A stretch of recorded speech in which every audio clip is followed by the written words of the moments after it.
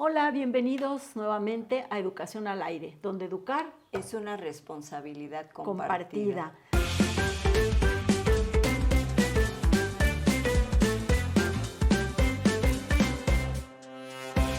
Pues hoy, antes que nada, les vamos a presumir, porque tenemos nuestras nuevas tazas de Educación al Aire.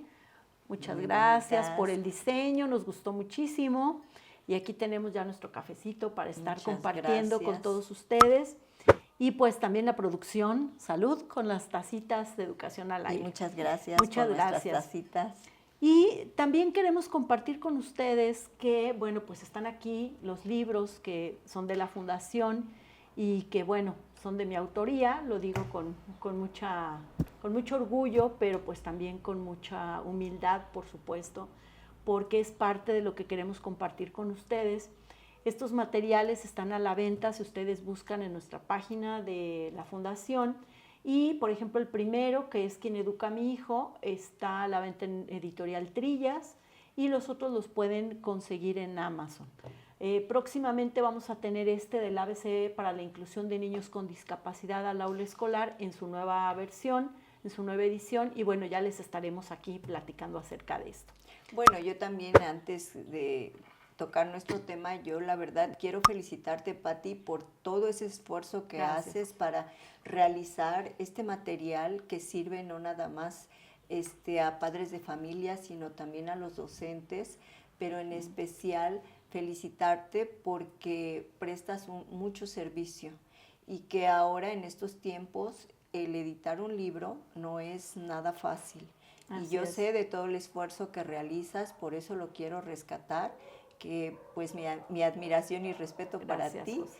y qué gusto estar compartiendo este espacio contigo. Gracias, José. Pues sí, fíjense que el mundo editorial es un poco complejo ahora. Con estas situaciones de internet, pues ya todo el material puede ser plagiado, por una parte, por otra pues se comparte y empieza a multiplicarse, en fin. De cualquier manera, pues aquí están los materiales, son de ustedes, como les digo siempre a las maestras, también a los padres de familia, porque el primero de ellos, que es con el que me estrené como autora, es el de Quien educa a mi hijo, y justamente es para los padres de familia, sí, para que comprendamos que educar justamente es una responsabilidad compartida, de ahí viene esta frase de este libro, y pues habla de cómo los padres de familia tenemos que hacer equipo con los maestros para que justamente el resultado de la educación de nuestros hijos pues sea el mejor, ¿no? Y bueno, ya les iremos platicando de los demás materiales con gusto. Y bueno, pues el tema de hoy que vamos a tocar es un tema, José, si estarás de acuerdo conmigo, muy relevante, porque vamos a hablar de los cuidados que debemos tener para que el cerebro infantil se pueda desarrollar de manera óptima.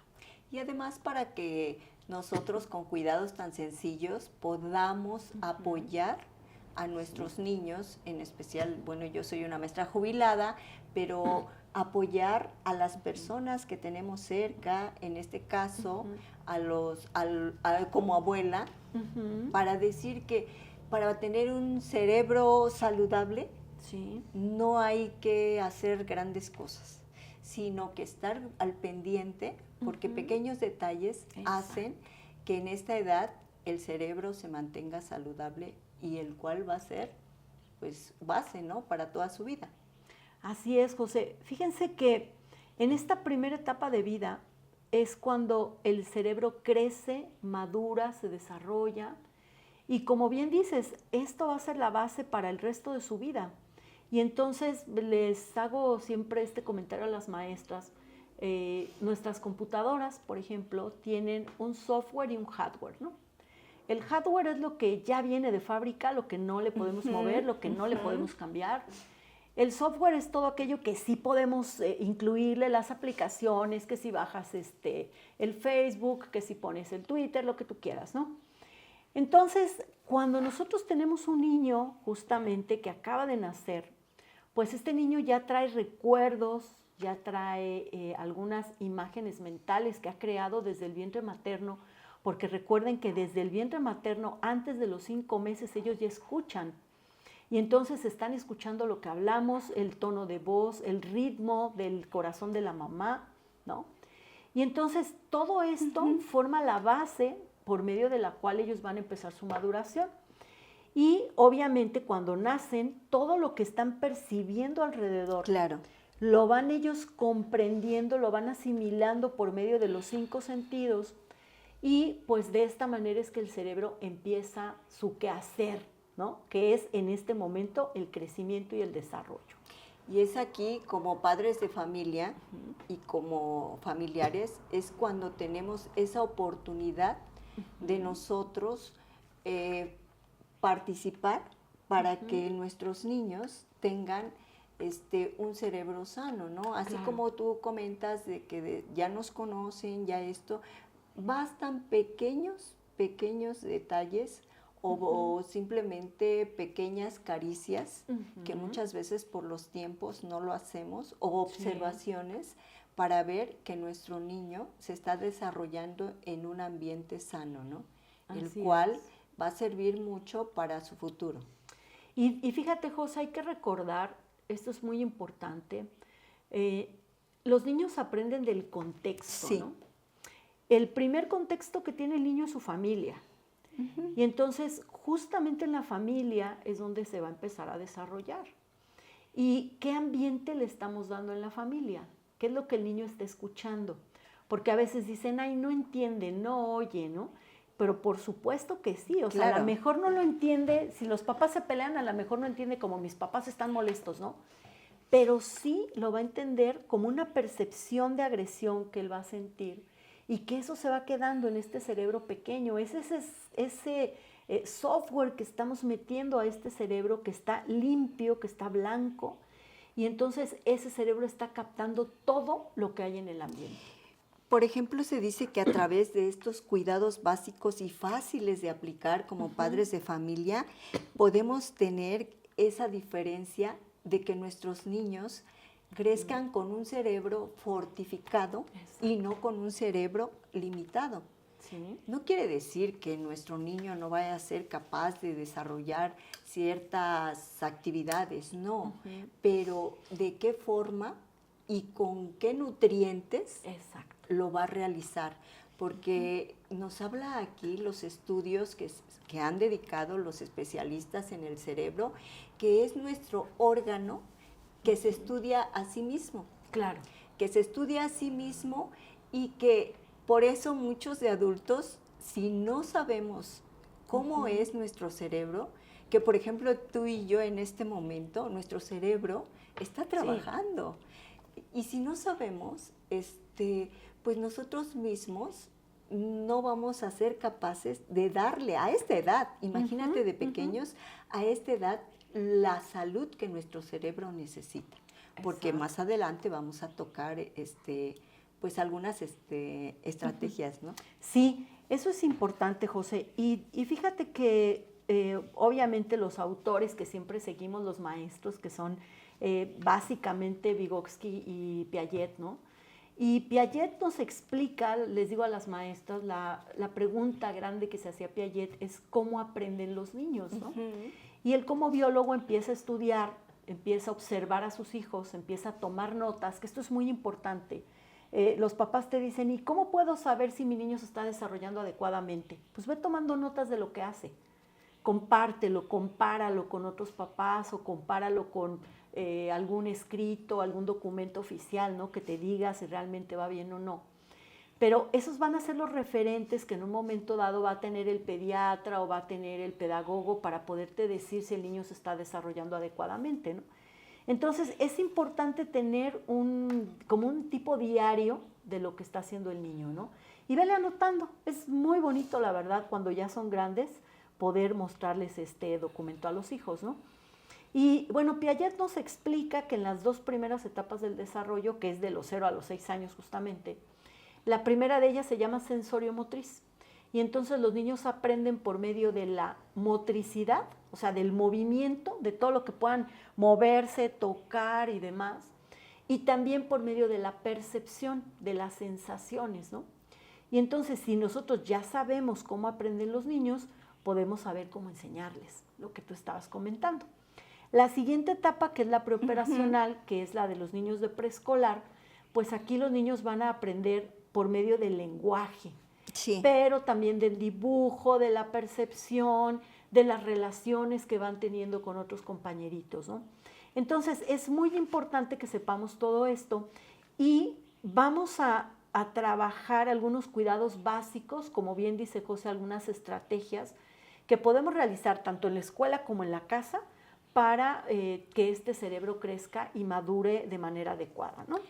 Y además yo sí quiero, antes de tocar estos cuidados, decir que como padres de familia, yo creo que nunca vamos a ser padres perfectos, Sí, no. pero el estar día a día luchando por ser mejores padres Exacto. es lo que nos va a dar este resultado de tener a nuestros hijos en el futuro con esas armas que le podemos dar de los 0 a los 6 años para que el cerebro de nuestro hijo, que en esos años está formando las bases que definirán cómo aprenderá, Exacto. que definirán cómo gestionará sus emociones a lo largo de su vida. Y esta etapa, Pati, es clave. Claro. Es clave, decíamos en el preescolar, que nos llegan de los 4 a los 6, que son como esponjitas. Sí. Que son como esponjitas y que depende de lo que nosotros les demos y va a depender también de los padres y de los maestros. Y lo que hablamos al inicio, esa vinculación de maestros-padres como para colaborar para que esto suceda. Y que nuestros niños, no nada más en lo emocional, sino también como hablabas tú en lo práctico y con actividades no tan relevantes, sino que te quitan muy sencillas, puedes apoyar mucho a esta formación de nuestros niños en esta edad. Así es, José. De verdad es muy importante. No, por favor, papás, no lo echen en saco roto, maestros tampoco. Estas son las 2 etapas más importantes de toda la vida de una persona, sobre todo porque son las etapas que van a permitir que se continúe desarrollando, ¿no? Sí. Y bueno, sin más preámbulo, vamos a los cuidados básicos, ¿no? Que es el tema justamente. El primero de ellos va a ser un apego seguro. ¿Qué significa esto del apego, no? Fíjense, lo más curioso es que el apego nace junto con el niño porque hay una situación. Lo vamos a explicar con un ejemplo que creo que va a ser lo mejor. Por ejemplo, un changuito cuando nace se puede prender de la mamá para que lo lleve a todas partes la mamá, ¿no? O sea, no se suelta de la mamá. Un caballito cuando nace se pone a la media hora en 4 patas y él mismo busca la ubre de la mamá para comer, ¿no? Y así muchos animales, los delfines, las ballenas, pues nadan en el momento y siguen a sus mamás, ¿no? Las tortugas que solitas van a las playas. Y las dejan ahí. Exacto. Y solitas buscan sin esperar a la mamá y ellas ven cómo llegan al mar. Exacto. Pero, ¿qué sucede con los bebés? Si los dejas, se mueren. ¿Por qué? Porque requieren los cuidados, la atención, la protección del adulto, ¿no? Entonces, el apego es el vínculo que el bebé logra con el adulto, ¿sí? Surge del bebé porque el bebé no es un ser que está inerte, es un ser que te busca. Desde que nacen, dicen que esta carita hermosa que tienen cuando nacen y sus ojos grandes, son justamente para crear esta empatía y que no lo quieras dejar, ¿no? Las mamás que nace el bebé y es que no lo quiero dejar por nada del mundo y que nada le pase y lo quieres cuidar y atender, ese es el apego, ¿no? Pero el apego no surge de la mamá hacia el bebé, sino del bebé hacia la mamá. Y es esta necesidad de cuidado, de atención, de alimentación que va a tener el bebé. Y ese apego puede ser seguro, inseguro o ambivalente. Sí. El apego seguro es aquel que tú le das al menor cuando él sabe que tú estás ahí para satisfacer sus necesidades, ¿no? El niño llora y sabe que mamá, papá o cuidadores primarios como los maestros van a estar ahí. Los abuelos. Los abuelos, alguna tía que lo esté cuidando, ¿no? Las nanas en algún momento. O sea, estos cuidadores primarios que se llaman, ¿no? A mí me encanta esta edad y la verdad yo estoy emocionada en este tema porque yo estoy conviviendo con mis nietos, sobrinos nietos, Sí. y ves esa relación de confianza y seguridad cuando tú de verdad les das ese cariño, ¿no?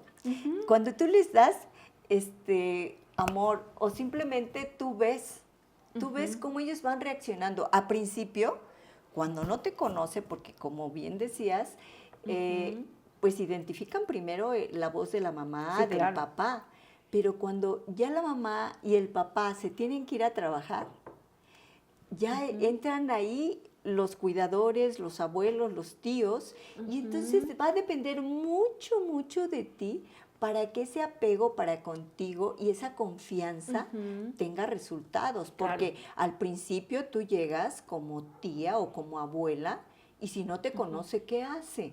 Se apega a la persona que lo está cuidando y que conoce. Claro. Pero si tú le hablas o tú le empiezas a simplemente a decirle, hola, yo soy tal, o mira, o mírame, soy tu tía o soy tu abuela.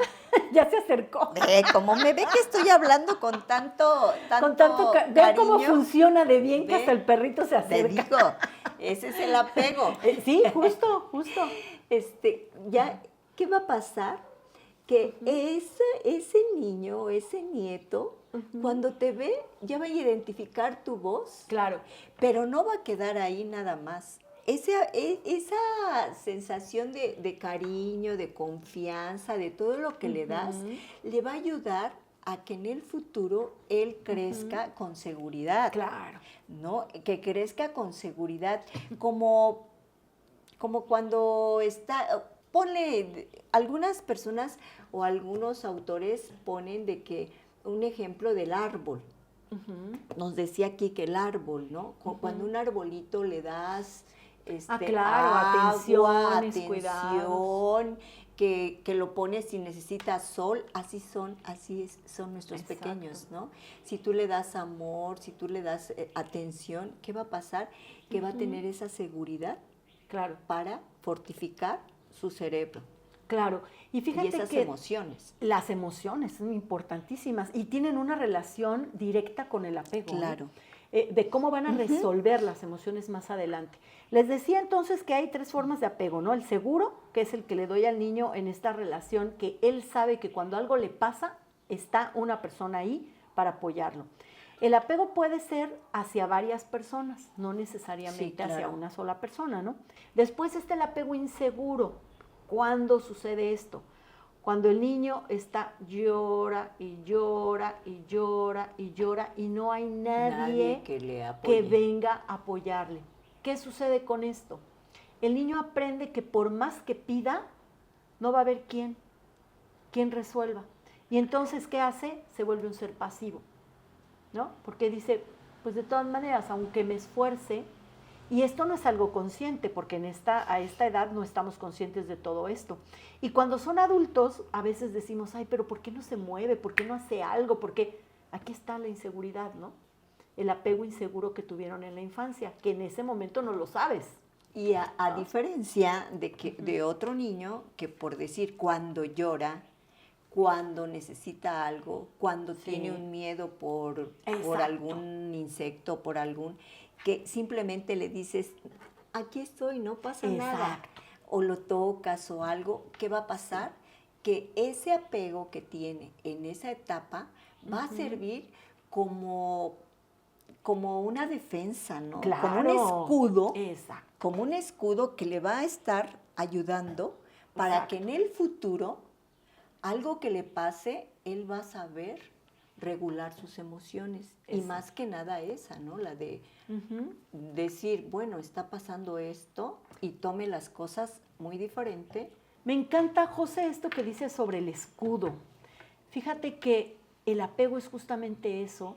Y te comentaba, no solamente va a ser en el niño, sino que va a ser incluso en el adulto. Porque recordando, y justamente lo que estamos hablando hoy, la formación es de 0 a 6 años, la formación de este cerebro, que no termina de formarse hasta los 29 años, además. Pero en esta primera etapa del desarrollo, este escudo protector que le va a dar el apego, el saber que hay alguien que va a cubrir mis necesidades, el saber que puedo confiar en alguien, lo llevamos a la etapa adulta. Te comentaba en algún momento, cuando vivimos una relación de pareja y empezamos, es que me va a dejar, y es que se va a ir, y es que me va a abandonar. Y tú dices, pero ¿de dónde me viene eso, no? Pues justamente de que tuviste un apego inseguro en la infancia. A lo mejor padres que no estuvieron presentes, o se fue el papá, o etcétera. No vamos a ahondar ahí porque no es el tema, ¿no? Y que además no puede ser generalizado, puede Sí, no. ser algo que pudiera suceder. Exacto. Es un ejemplo de ese escudo que nos va a servir con este apego, ¿no? Exacto. Y la última forma de apego es el apego ambivalente, o sea, de ambos, ¿no? ¿Qué sucede aquí? A lo mejor tienes un apego muy lindo con tu mamá, pero llegas a la escuela y la maestra es de las que no, me dijeron que no los cargue, que no los toque, que no los apapache, porque no me puedo acostumbrar a ellos, ¿no? Me dicen las maestras, es que nos dicen en la guardería que no los carguemos. Y entonces, ¿en dónde va a estar el vínculo? ¿En dónde va a estar el apego que el niño va a tener contigo? Es que el año que entra se va a ir, sí, el año que entra va a cambiar de sala, pero este año está contigo y tiene que tener este vínculo hacia ti, ¿no? Entonces, bueno, cerramos lo de apego y vamos con la segunda recomendación, que es movimiento y juego. Así El es. movimiento y juego también juega un papel muy, muy relevante. ¿Por qué? Porque es aquí donde también nuestro cerebro, aparte de que el niño se divierte, aparte de que físicamente pues le movemos y no está en una postura pues rígida, esto le va a ayudar a que su cerebro también se oxigene. Exacto. Se oxigene. Y además, en el futuro, ese ejercicio, esa oxigenación, lo va a tener como un hábito de movimiento. Y aquí son esos movimientos tan sencillos que podemos hacer con nuestros chiquitos desde bebés. Sí. Desde bebés, moverles sus bracitos, sus pies, sacarlos, levantarles los brazos, enseñarles el medio ambiente. Eso es el movimiento y juego. Es una herramienta muy fuerte, muy fuerte. Además, también esto del movimiento es también para el control de sus emociones. Sí. Porque también en la edad adulta, si tú haces ejercicio, ¿qué te dicen? Vas al médico y igual. Haga ejercicio, eso le va a servir para manejar su estrés. Claro. Y esto viene, como dices tú, desde esta etapa desde chiquitos. Desde pequeños, ¿no? Sí. Y se vuelve un hábito. Y fíjate que, bueno, los autores, volvemos con el famosísimo Piaget, pero Piaget explica muy bien esto del movimiento cuando habla de la etapa sensoriomotriz y nos dice que los niños aprenden por medio del movimiento. Pero además las neurociencias han demostrado que por medio del movimiento se estimula el cerebro crece. Decía la autora que estamos siguiendo en este momento que por segundo se crean miles de nuevas conexiones cuando hay una caricia o cuando hay un movimiento, ¿no? Y entonces es justamente lo que nosotros queremos lograr. Ya, si ustedes quieren ahondar más en el tema, pues lean a Vygotsky y en la etapa sensoriomotriz. Y, por ejemplo, dos funciones que se logran con este movimiento es, y con el gateo, por ejemplo, patrón cruzado y todo esto que las maestras bien conocen, es la lateralidad, por una parte, o sea, saber cuál es la mano derecha, cuál es la mano izquierda, pero además los dos hemisferios cerebrales conectándose entre sí, que es lo que queremos lograr, ¿no? Ya lo platicaremos en otro momento a más profundidad. Y también se logra recubrir todos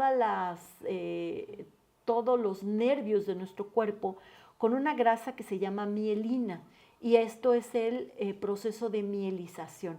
Entonces, estas dos funciones se dan justamente por medio del movimiento y obviamente el juego con su parte lúdica, pues va a ayudar, ¿no? Su parte lúdica es divertida. Entonces, y a esa edad, ¿no? A esa edad. Bueno, yo aquí, Pati, yo sí quisiera que los padres de familia con niños pequeños, que ahora el trabajo te absorbe, pero yo sí recomendaría que ocuparan cualquier oportunidad de juego con sus niños y que hagan una rutina. ¿Sí? Una rutina pequeña, una sesión pequeña, pero que lo hagan constantemente. ¿Para qué? Para crear, aparte del vínculo, lograr todo lo que estamos mencionando, ¿no? Sí, fíjate que el movimiento es tan importante. ¿Se acuerdan que anteriormente cuando nacía un bebé lo envolvíamos en una sabanita, ¿no? Lo ponían así como momia, como taquito, decían las mamás, ¿no? Y entonces eso retrasaba los movimientos y retrasaba el desarrollo cognitivo, el desarrollo cerebral. ¿Y qué sucede ahora? Dicen, es que estos niños tienen chip recargado. No, no es ningún chip recargado, es que ahora les permitimos moverse. Y esa es la diferencia, ¿no? Pero bueno, José, vamos al punto número 3, que también es muy importante, y que es la alimentación adecuada. En esta etapa, fíjate que sí, ahora yo veo los pediatras que, bueno, antes, en mis años, pues no había tanta oportunidad de tener especialistas como ahora, ¿no? Sí. Que ya tienes al pediatra, al psicólogo, pero los pediatras ahora están muy al pendiente y recomiendan. Ahí sí hay que vincular el pediatra con el padre de familia, con el abuelo, porque muchas veces nos cuesta a los abuelos admitir que pues mi hijo o mi sobrina no le quiera dar, por decir, un dulcecito o el pastel del festejo al niño. Sí, claro. Pero aquí nos recomiendan en esta etapa la alimentación adecuada, que es muy diferente a que tú le des a tu niño una alimentación que esté basada en, que será verduras, dulce de las frutas, espinacas, los frutos rojos, a que tú le des esas comidas procesadas. Esas comidas procesadas que ahora, de tantos comerciales, bueno, y eso también depende, que vamos a ver otro punto. Esos alimentos procesados que dicen el yogur. Sí. Y decimos que ya con el yogur, ya el niño, le di una buena alimentación, ¿no? Sí. Entonces, sí colaborar nosotros adultos de otras épocas, que pues sí, el pastel, las harinas refinadas y todo eso, pues no le va bien a nuestros niños en esta etapa. Y que ahora los pediatras recomiendan primero el chayote. Sí. Luego calabaza, zanahoria. Y que está perfecto, claro. Está perfecto. Y nosotros bueno, yo en lo personal, ahora que leo, ahora que veo, sí me doy cuenta. Y yo lo he comentado con mis hijos. ¿Qué errores cometí como madre? ¿Qué errores, no? Porque sí, ya en la escuela les decíamos, en la edad preescolar, y veíamos, ¿no? La pirámide de alimentación, que también ya ahora hay que volverla a reestructurar, o ya se reestructuró, ¿no? Pero que sí tengamos ese cuidado, ¿no? Pues si los padres son los padres y los llevan al pediatra y les dan esa alimentación, pues yo, abuela, decir, sí, él ya no puede comer el pastel, o un pedacito. Claro. Y que los padres saben la responsabilidad, ¿no? Y colaborar. Fíjate, José, es bien importante que entendamos lo que es la buena alimentación. Sí. Porque la alimentación también es cultural. ¿Qué sucedía? Yo recuerdo a mi abuelo, por ejemplo, llegando a la casa de mis papás, con una bolsa de este tamaño, llena de pastelitos, no vamos a decir marcas, pero de pastelitos con chocolate, ¿no? Y eso era el regalo que nos llevaba. Y nosotros felices, ¿no? Nos lo comíamos. Pero ¿qué sucedía? Pues nosotros salíamos a jugar en bicicleta, ¿no? Vivíamos en un lugar que podíamos salir a correr, para todo íbamos caminando, ¿no? Y entonces ese movimiento, por mucho azúcar que comiéramos o por mucho chocolate, que en ese entonces tenían chocolate esos productos, ahora no tienen chocolate, si tú le ves, es grasa vegetal. Sí. O sea, ni siquiera tiene saborizante. Lean los productos, lean las etiquetas. Es bien importante que lo hagamos. Ahora, si ustedes preguntan, ¿qué le doy de comer a un niño pequeño? Es que no tengo dinero, dicen los papás a veces, ¿no? Bueno, créeme que te va a costar más caro 1 litro de refresco que 1 litro de una leche que sea saludable para tu hijo, ¿no? Te cuesta más caro y hagan las cuentas. Te cuesta más caro un pastelito que 1 kilo de chayote, o de calabaza, o de papa, o de zanahoria, lo que le vayas a dar al bebé, ¿no? Una piernita de pollo que la puedes dividir en 2 días o hasta en 3 a lo mejor y que le vas a dar picadita. Por ejemplo, ahorita el sobrino nieto que tenemos en la casa va a la guardería. Desde los 6 meses le empezaron a dar carne y pollo. Y mi hermana y yo estábamos sorprendidas, ¿no? Oye, ¿cómo carne? 6 meses. Y el niño feliz comiendo su carne, ¿no? Entonces no estamos diciendo que le van a dar un bistec, obviamente, pues una porción, como tú dices, pequeña de carne, que vaya teniendo estas probaditas. Pero es importante, sobre todo, alimentos que ayuden al cerebro, que tengan o que sean ricos en omega 3. Sí. Tú decías unos muy importantes, frutos rojos, todos los que sean de color rojo. Cosas que no se deben comer, harinas y azúcar. Eso es absolutamente dañino para el cerebro, de cualquier edad, sobre todo el cerebro en formación, ¿no? Bueno, si quieren más información al respecto, pues búsquenlo. Aquí nada más les damos como la entrada para que ustedes sigan buscando la información. Es poco el tiempo que tenemos y mucho lo que les queremos compartir. Punto número 4. El sueño. El sueño. El sueño. Que, bueno, el sueño es algo que decimos, ay, el cerebro necesita del sueño. Pues claro. Por supuesto. Claro, porque aquí es cuando nuestro cerebro descansa. Descansa, pero además de descansar, tiene pues una actividad que es cuando el cerebro se relaja, que trabaja intensamente para procesar y consolidar la información que se ha aprendido a lo largo de todo el día. Así es. Y es por eso de que nosotros debemos de darle esa importancia al sueño. ¿Por qué? Porque aquí también se dice que el cerebro es cuando organiza todo lo que te pasó en el día. Sí. Está organizando todos esos procesos y más en esta etapa de 0 a 6 años, que es la que estamos hablando, organiza y almacena todos esos recuerdos y que fortalece la conexión para eliminar también esas toxinas acumuladas. Sí. Porque también eso hace el cerebro. Claro. Una autora decía que el cerebro también en el día también se cansa y tiene a inflarse un poquito y cuando duermes como que se relaja, relaja, ¿no?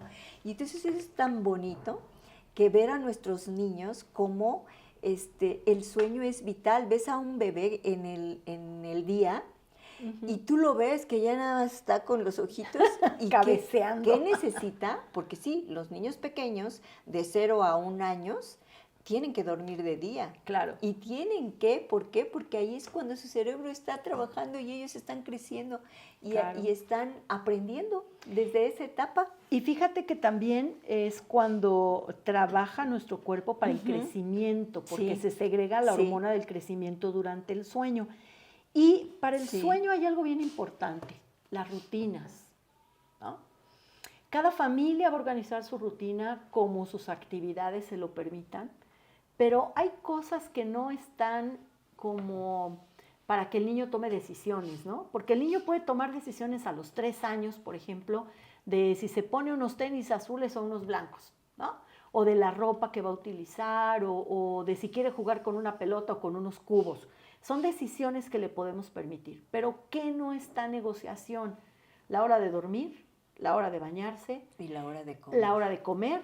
Y sentadito como debe ser, porque el cerebro tiene que, hablando de alimentación también y rutinas, el cerebro tiene que estar consciente de que está comiendo, ¿sí? Si tú, ahorita vamos a hablar de pantallas, pero si tú le pones al niño la pantalla y él está viendo y está comiendo, el cerebro está ocupado en lo que ve, pero no en lo que se alimenta. Y entonces, para él no comió. Y entonces, mientras esté viendo la pantalla, él puede estar come y come y come, y por eso viene después obesidad y tantos problemas, ¿no? Pero bueno, rutinas, por favor. si todos los días a las 8 de la noche, a las 7 de la noche, a las 8:30, depende de la familia, ¿no? Porque hay familias que, bueno, están llegando a casa a las 8 de la noche a veces, y hay que bañar al bebé, y hay que darle de comer y todo. Ok, cada quien con sus tiempos, ¿no? Pero sí crear estas rutinas es importante. Vamos a ligar esto con algo muy importante, José, que es el uso limitado de las pantallas. Que ahora la tecnología es muy buena, Pati. Sí, es por muy supuesto. buena, pero padres de familia, abuelos, cuidadores, Sí. debemos tener mucho cuidado para nuestros pequeños. Sí. No sé, últimamente ya no veo, pero antes de la pandemia yo veía que a muchos niños les daban la famosa tablet. Sí. La famosa tablet, y los niños ahí estaban con la tablet, que es muy buena la tecnología, pero Sí. ¿qué está pasando? Que está absorbiendo mucho desde la edad temprana. Claro. Y lo que tú mencionabas, bloquea ese momento de ver lo verde del árbol, las flores hermosas que hay en tu ambiente, por estar viendo la pantalla. ¿Y qué va a pasar en los niños pequeños de 0 a 6 años? Que aún si tú le proporcionas pantallas o la tablet o el famoso celular, porque ya hasta niños tienen los celulares, ¿qué va a pasar? Que cuando tú le estás explicando, tu mamá le estás diciendo, ay, mira, él va a estar más entretenido en esto. ¿Por qué? Porque no sé, que yo no puedo explicar, pero algo tan de tener las pantallas, aparte de lo que están viendo, aparte de lo que están viendo, tienen algo que te queda y que, pues, obviamente a nuestros pequeños, a esta edad, en vez de ayudar a que su cerebro sea fortificado, sea sano, va a ayudar a esas limitaciones. No quiero decir que en el futuro este niño no esté capacitado para comprender o entender lo que le enseñen los maestros, pero va a tener un poco de dificultad y además lo que le va a causar estrés. Sí. Estrés. Además. Ese estrés, ¿por qué? Porque eso produce este tipo de tecnología. Y digo, abusando. Pero a ver, José, hay que dejar algo muy claro. Entre 0 y 6 años, 0 uso de pantallas. 0. O sea, aquí no hay restricción, no hay permisividad, ¿no? Es 0. ¿Por qué? Mientras tú comentabas todo esto, yo estaba pensando, a ver, ¿en qué afecta? Porque luego te van a decir los papás, ¿no? Pero es que ¿en qué le va a afectar? Si yo lo veo bien entretenido, ¿no? Ok. Hagan este ejercicio. Yo lo hice porque me di cuenta que esto me sucedió. Yo doy clases en las tardes de 5 a 7, 8 más o menos, 8:30. Y a veces antes de empezar la clase, lo que yo hacía era poner un programa en la televisión o en la pantalla para estarlo viendo, como para, desea yo, relajarme, ¿no? Bueno, ¿qué sucedía inmediatamente después de que yo estaba viendo el programa, llámale como quieras, y después entraba a dar la clase? Mi atención no era la misma. No. ¿Qué crees? Había cosas que se me olvidaban. Decía yo, ¿qué palabra es? Y hasta les decía a las chicas, a ver, momento, espérenme, ahorita me acuerdo de la palabra. Entonces, si esto me está pasando a mí, a mis 50 y pico, casi 60, imagínense ustedes lo que pasa en un cerebro nuevo. ¿Sí? El uso de las pantallas limita. Punto número 1, la atención.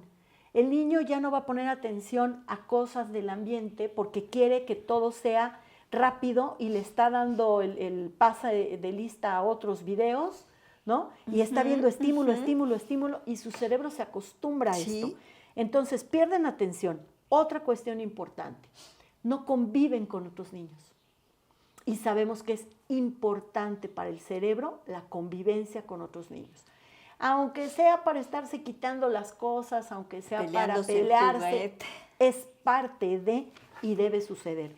Claro. Y algo muy importante, José, se dice que esta generación actual, los niños que están naciendo ahora, van a ser la primer generación que va a ser menos inteligente que sus padres. ¿Por qué? Por el uso limitado del lenguaje.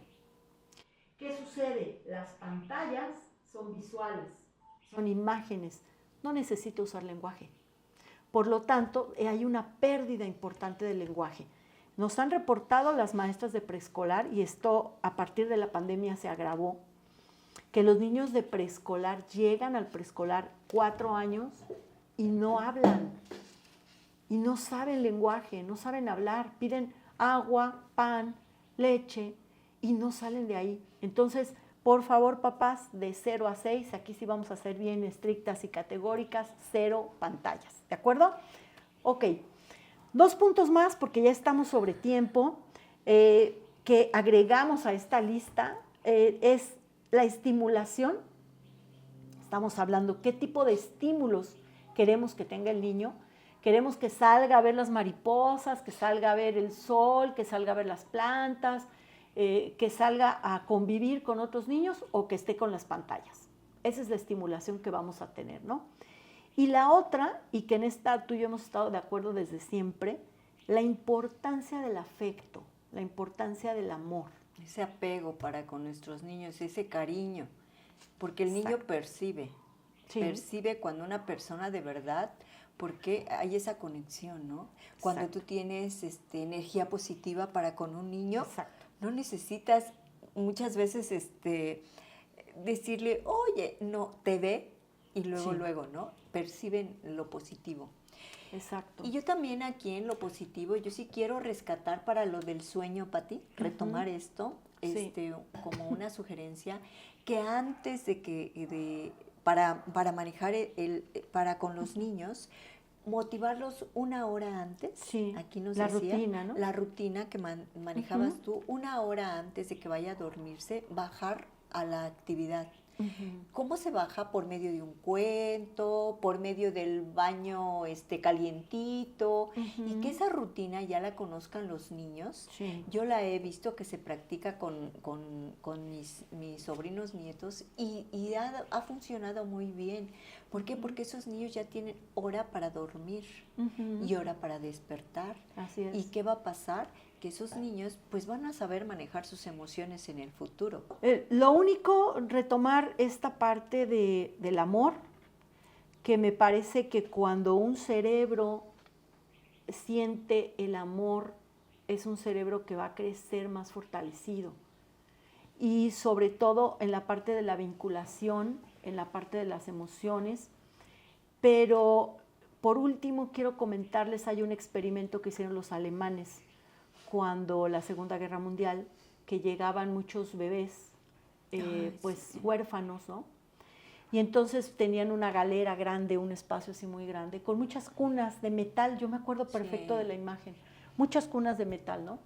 Y entonces hicieron el experimento así, les cambiaron el pañal, les daban de comer, pero la consigna era no tocarlos, ni hablar con ellos. Cuando les pregunto a mis alumnas, ¿qué creen ustedes que sucedió con estos niños? Me dicen pues que no crecieron, que no obtuvieron lenguaje, que no hicieron esto, que no hicieron lo otro. La respuesta es que todos esos bebés murieron. El ser humano requiere el amor, requiere el afecto, requiere la cercanía para poder crecer, para poder desarrollarse. Entonces, papás, maestros, quedémonos con esta idea, por favor. Nada de que no lo cargues y no lo toques. O sea, al contrario, hay que cargarlos, hay que apapacharlos, hay que estar ahí para ellos. Y recordar, pues, que esa es la forma en la que van a tener un mejor vínculo en adelante, y también en la que su cerebro va a crecer de una manera adecuada, ¿no? Yo solo decirle a los padres de familia, a los abuelos, que lo que les demos hoy es el regalo que fortalecerá mañana, y que es una herramienta que le va a servir para toda su vida. Así es, José. Es una herramienta que en el futuro nosotros vamos a estar satisfechos, ¿no? ¿Por qué? Porque en la edad que están los niños, yo les decía a las educadoras, o cuando yo estaba en servicio, que muchas veces te decían, tómate la foto, y el niño para tomarse la foto contigo, feliz, ¿no? Pero si te sientas como que estás más cerca, y te vean a la par, porque en el futuro tú eres que lo vas a ver para arriba, ¿no? Y va a decir, ay, mi maestra, y como yo soy bajita, ahora se agachan para decirme, hola maestra. Y es como que un dar y un recibir. Así es. Y si tú das amor como padre, en el futuro vas a recibir eso. Exacto. Y como abuelo y como tío.